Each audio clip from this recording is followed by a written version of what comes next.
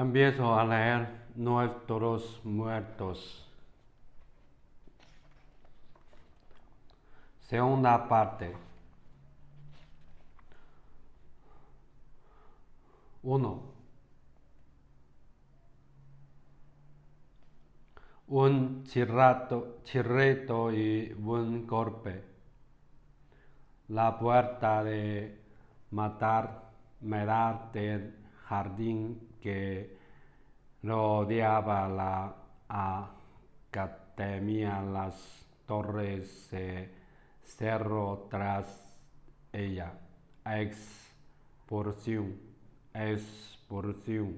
El perro castigo que se podía imponer a los alumnos, a los discos,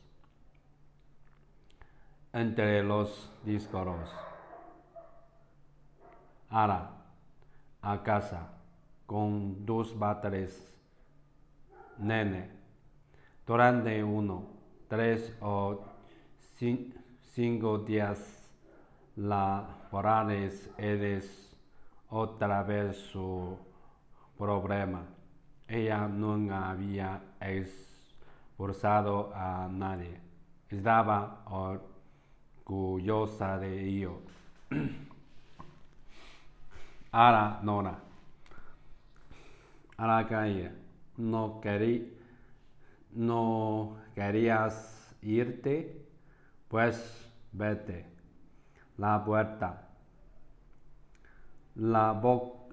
Pocos centímetros de su espalda la separaba del run de las voces de los alumnos en el interior. Nora se quedó inmóvil sobre el escaloncillo de entrada, con los ojos cerrados, la barbilla baja, expirando profundamente. Una jugadora a punto de entrar en el terreno de juego. Abrió y cerró las manos varias veces y dio el primer paso.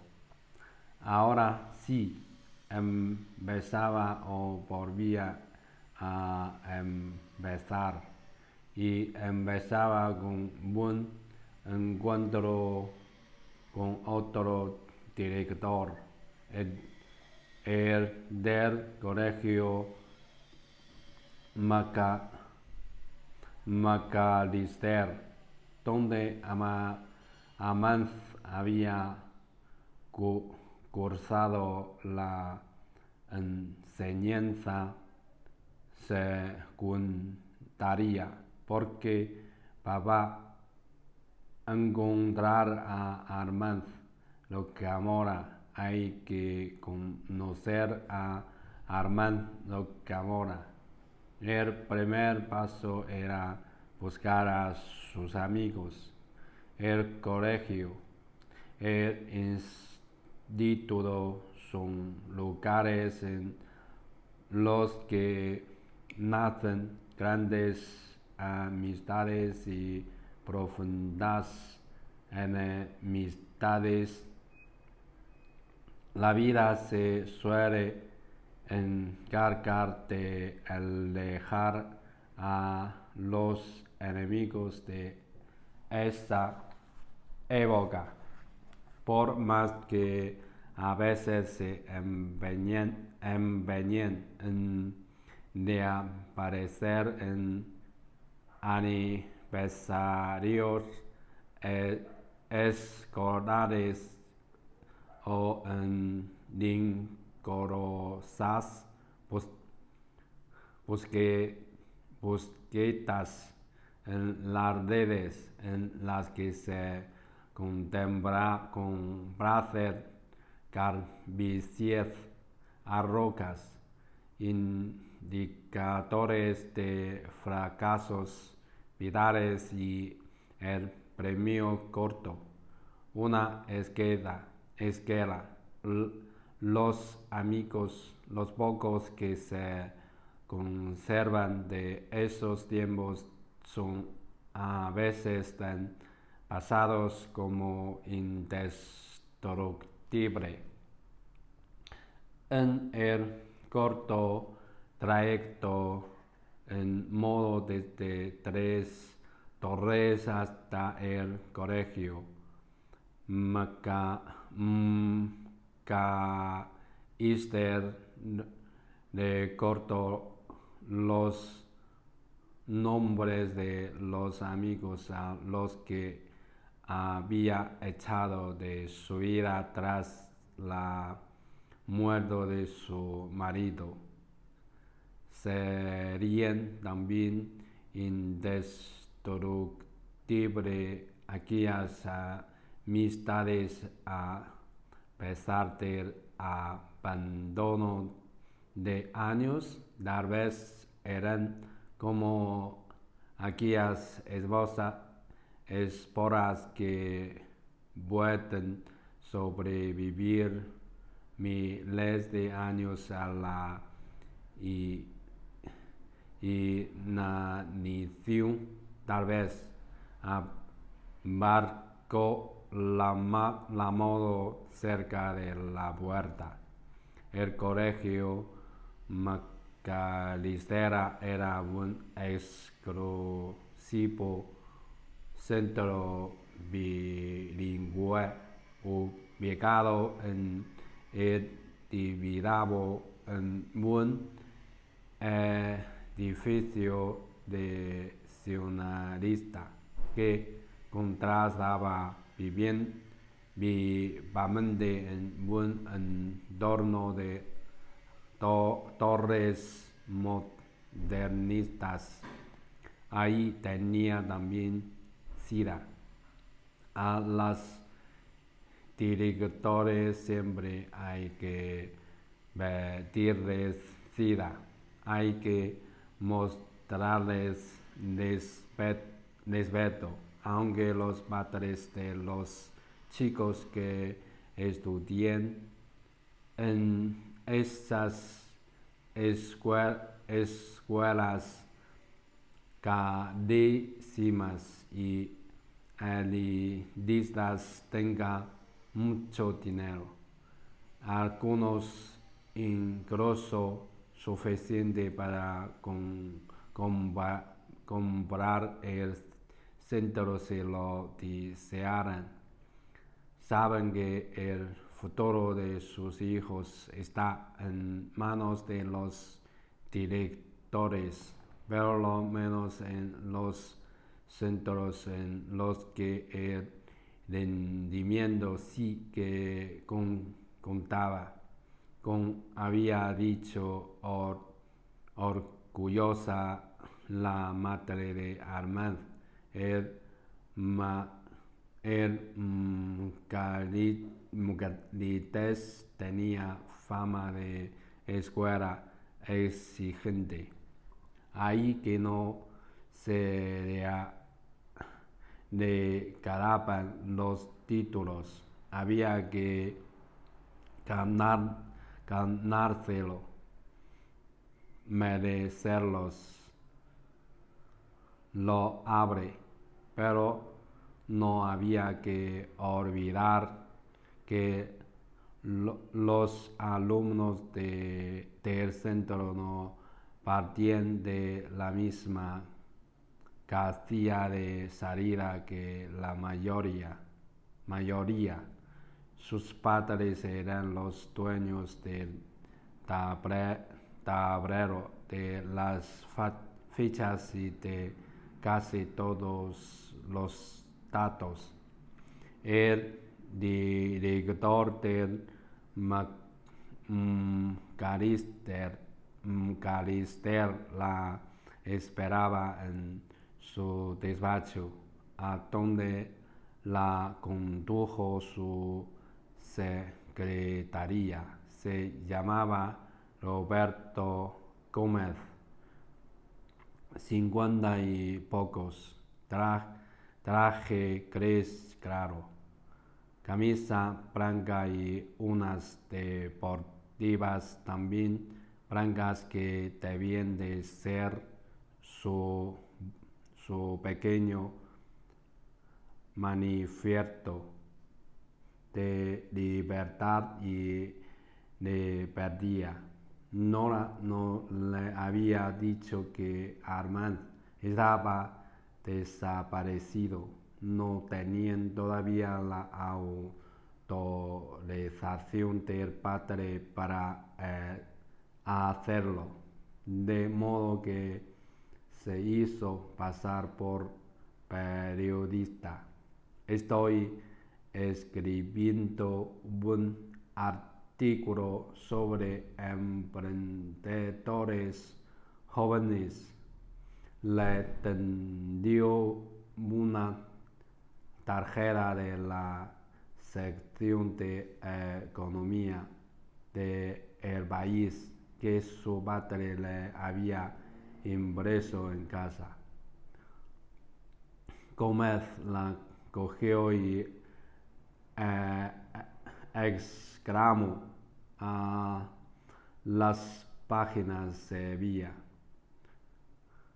Pasamos a gente que se haya hecho, como se suele decir, a sí misma, no herederos de alguna dinastía empresarial.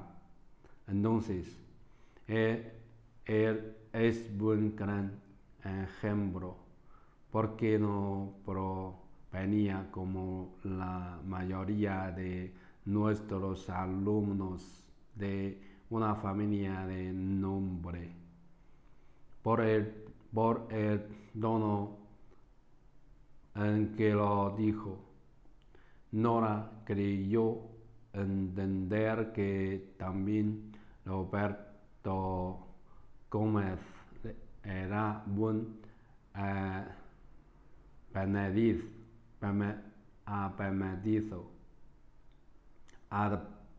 advenedizo. De ahí podía derivar a bien un gran rechazo a otros que lo fueran, porque hay poco espacio y hay que pelearlo a diario, o como estaba sucediendo, una gran simpatía. Lo recuerdo bien, y fue su profesor de matemáticas. Sus padres le podían pagar esta escuela, pero no eran ricos, eran de barrio de Saint-Andreu. Eso, periferia, lo que entendemos por periferia, vaya, porque a los chicos que estudian aquí y vienen, por ejemplo, de Pacarca, o de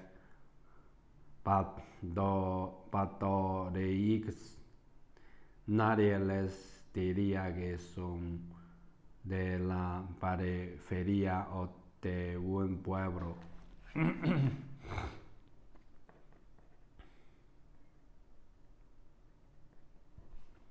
Ella asintió, tenía razón. Provenir de la periferia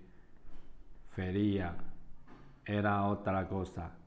Era un sentimiento difuso pero imborrable de venir de los márgenes era el antónimo del cosmopolitismo, del estar bien en cualquier lugar, porque la gente de las periferias está siempre algo incómoda en todas partes. Aquí Armand aprendió que no solo se trataba de ser bueno, sino de conocer a la gente abreviada.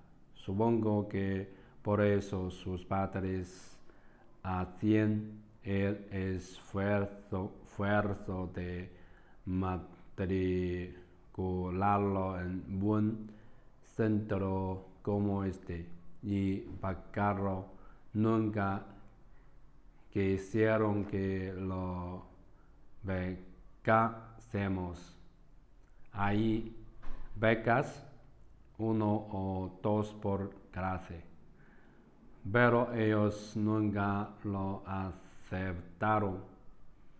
Creo que creían que los alumnos becados quedaban estigmatizados. ¿Es así? El director bajó los ojos. Nora tomó otro tema que Gómez había abundado. ¿Hizo muchos amigos aquí? Sí. Armand tenía don de gentes. Caía bien. Era la persona que todo el mundo quiere en su fiesta. ¿Sabe a lo que me refiero? ¿Quiénes eran sus mejores amigos? Nora, que iba tomando notas, levantó la vista del papel. Gómez pensó un momento y dijo: no sabría decirlo. Entiendo, y aprecio su discreción. No es por discreción, es que realmente no lo sé. Se llevaba bien con casi todo el mundo, pero no había un mejor amigo. Era amigo de todos. Nadie es amigo de todos.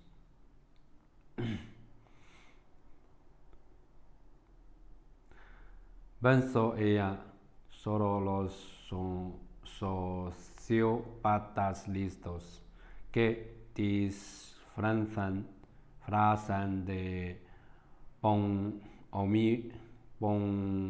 bonhomía su desprecio al prójimo.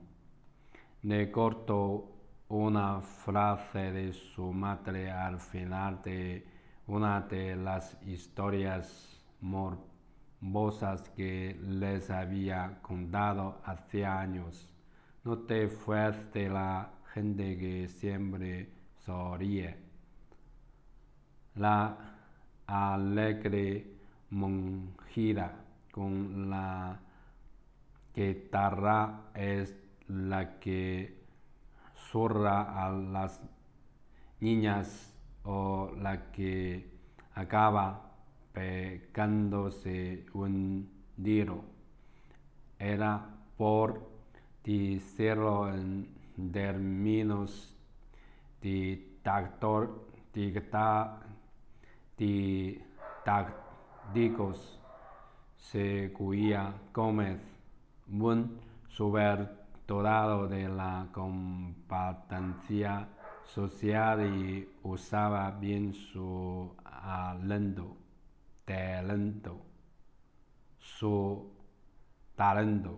¿De qué modo? Él director vacilaba.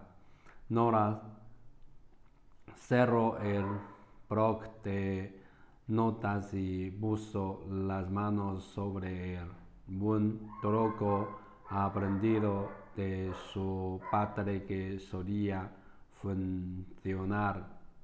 El director pareció sentirse más libre para hablar. Armand no solo era un buen chico inteligente, era un chico espabilado, que es otra cosa. Espero que no se me entienda mal, pero no me pareció el gráfico advenedizo que disculpe la fealdad del término. Gómez no se podía imaginar que esa misma palabra había sido la primera que le había venido a la mente al verlo. Tampoco se daba cuenta de que llamar término a las palabras que uno considera feas no las embellece. Él advenedizo que busca integrarse en un círculo superior era el quien escogía, se los metía a todos en el bolsillo y les seguía el ritmo, lo que no debía de ser fácil para él. Fiestas, salidas para ir a esquiar, ropa buena. Me imagino que trabajaba al salir de clase. Es duro, pero sus notas no se desintieron. Gómez parecía más bien estar hablando de sí mismo al salir de centro. Nora mandó una pregunta a los demás: ¿de dónde sacaba tanto dinero Armand Locamora cuando estaba en el instituto? Por la noche entré en el pequeño restaurante de Gracia del que era socio Sergio. Saludó a los camareros y se acercó a la cocina. Se quedó en la puerta observando. Sergio y su compañero se desplazaban por el pequeño espacio con absoluta economía de movimientos. Apenas se la zumba y nunca, a pesar de la estrechez, chocaban o se endormecían el uno al otro al verla. Sergio se secó las manos con un paño y se acercó para pasarla. Ella le habló al oído. ¿Qué has hecho? ¿Qué? Me he despedido de la escuela. Sergio salió de la cocina. Buenísimo todo, le dijeron entonces unos clientes cuando pasó al lado de una de las mesas. Clientes y no por turnos para Sergio, que tuvo que pararse a recibirlos para viernes muy oportunos para Nora, ya que aprovechó para sentarse a la mesa al fondo de la sala reservada para ella. Solía hacerlo a principios de semana, cuando había menos clientela. Llegaba poco antes del cierre.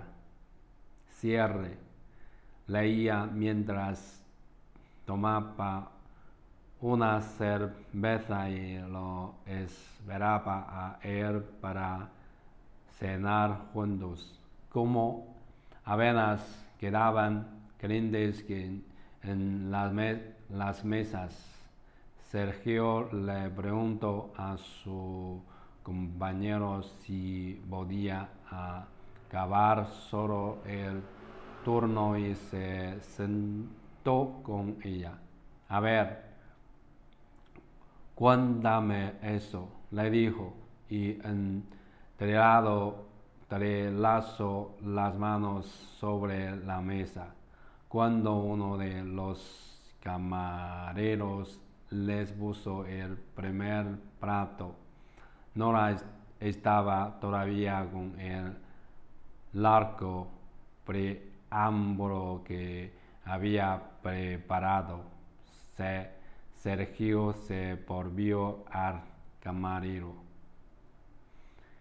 Dirá a Chimo que yo recogeré la cocina hoy. La miro a ella. Que nosotros recogeremos y cortaremos el local.